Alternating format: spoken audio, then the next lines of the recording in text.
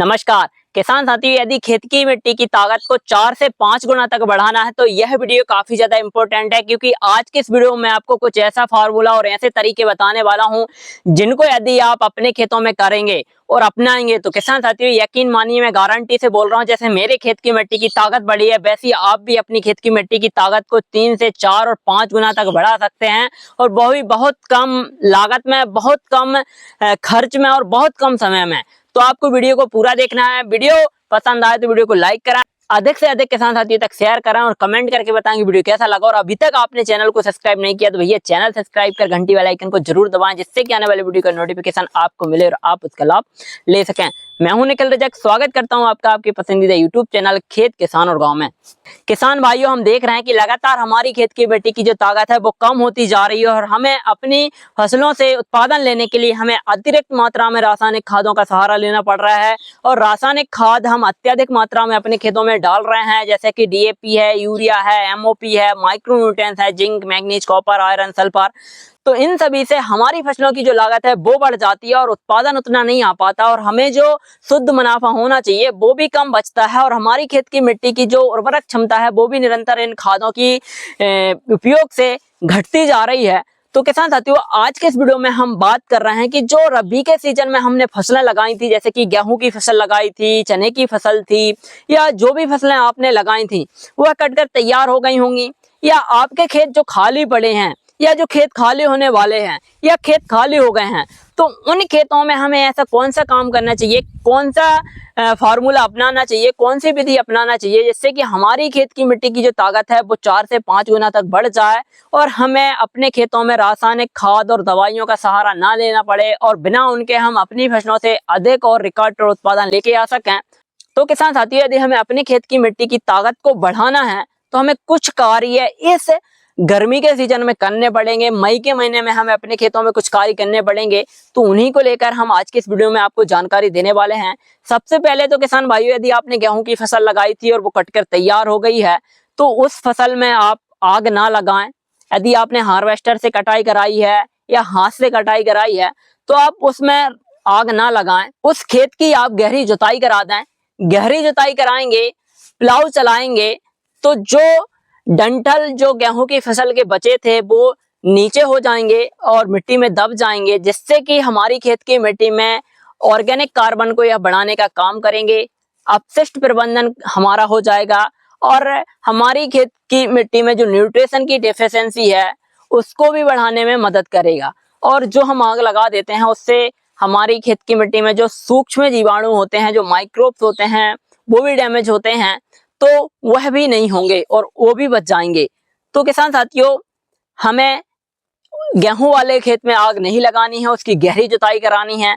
यदि हमने और भी फसलें लगाई थी, चने की फसल थी, या आपने तरबूज खरबूज की फसल लगाई होगी, या टमाटर, कोई भी आपने फसल लगाई है, तो इस अप्रैल मई के महीने में आप उसको खाली छोड़ें, उसकी गहरी जुताई करा दें। और गहरी जुताई कराएंगे तो काफी ज्यादा बेनिफिट्स आपको देखने को मिलेंगे।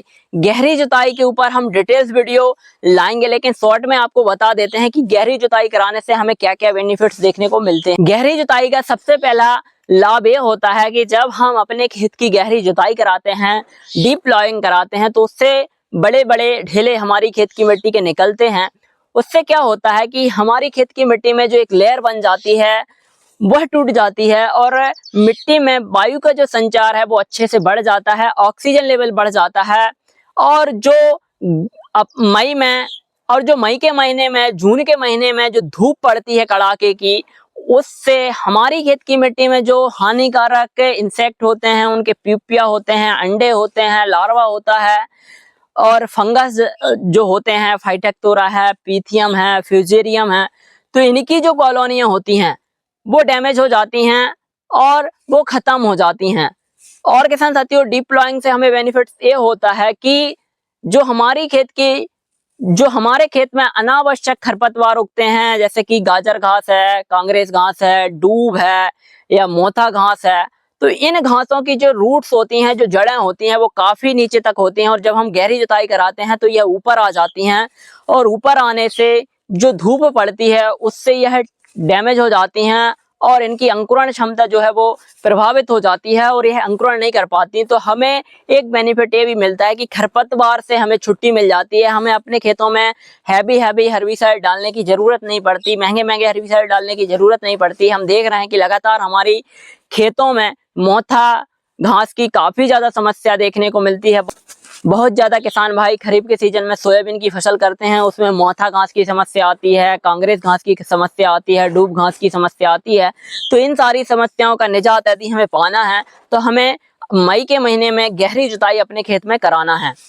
किसान साथियों, गहरी जुताई कराने से और भी बेनिफिट्स हैं, बहुत से बेनिफिट्स हैं। जब बारिश होती है तो पानी लीच हो जाता है, जमीन में अंदर तक जाता है, और जब हार्डनेस मिट्टी की टूटती है तो उसमें सभी तरह के सूक्ष्म जीवाणु भी ग्रोथ करने लगते हैं। तो बहुत से बेनिफिट्स हैं गहरी जुताई के ऊपर। गहरी जुताई के ऊपर हम डिटेल्स में वीडियो आपको लाकर देंगे। बस आपको कुछ नहीं करना है, आपको कमेंट में हमें बताना है, सजेस्ट करना है कि गहरी जुताई के ऊपर A to Z जानकारी चाहिए है। तो किसान साथियों, हम वह जानकारी आप तक लाने की कोशिश करेंगे। बस आपसे रिक्वेस्ट करते हैं कि आप वीडियो को लाइक करें, अधिक से अधिक शेयर करें, कमेंट में हमें सजेस्ट जरूर करें ताकि हम आप तक वह जानकारी पहुंचा पाएं। किसान साथियों, यदि हमें अपने खेत की मिट्टी की ताकत को 4 से 5 गुना तक बढ़ाना है तो इस मई के महीने में 2025 की गर्मी में आप पे हरी खाद अपने खेत में जरूर करें। यदि आप एक बार हरी खाद कर लेंगे तो 3 से 4 साल तक आप अपनी खेत की मिट्टी की जो ताकत है उसको बढ़ा लेंगे। आप बिना रासायनिक खाद के भी उस खेत में जो भी फसल लगाएंगे उसका रिकॉर्ड तोड़ उत्पादन लेकर आएंगे। तो आपको हरी खाद करनी है। हरी खाद में किसान साथी आपको सन है, ढैंचा है, तिल है, इनकी फसल लगाना है और इन फसलों को लगाकर आप 45 से 50 दिन बाद अपने खेत में इनको मिला दें और उसके बाद में आप उसमें फसल लगाएंगे तो जबरदस्त फसल आपको देखने को मिलेगी। क्योंकि हरी खाद करने से हमारी खेत की मिट्टी में ऑर्गेनिक कार्बन बढ़ता है और ऑर्गेनिक कार्बन निरंतर हमारी खेत की मिट्टी का कम होते जा रहा है, 0.3 और 2% तक आ गया है। यदि एक्चुअल में हमारी खेत की मिट्टी का ऑर्गेनिक कार्बन 0.7 से ऊपर होना चाहिए, लेकिन निरंतर हमारी खेत की मिट्टी का ऑर्गेनिक कार्बन घटता जा रहा है, जिससे कि हमें समस्याएं काफी ज्यादा देखने को मिलती हैं। क्योंकि यदि ऑर्गेनिक कार्बन हमारी खेत की मिट्टी में नहीं रहेगा तो वहां पर जीवाणु भी ग्रोथ नहीं करेंगे, वहां पर न्यूट्रिशन भी नहीं टिकेगा, वहां पर हम कुछ भी डाल लें लेकिन फसल अच्छे से ग्रोथ नहीं करेगी। तो किसान साथियों, हमें हरी खाद अनिवार्य हो जाता है। यदि आप एक बार हरी खाद कर लेंगे तो 3 से 4 साल तक आप उस खेत से अच्छा और शानदार और जबरदस्त उत्पादन लेकर आएंगे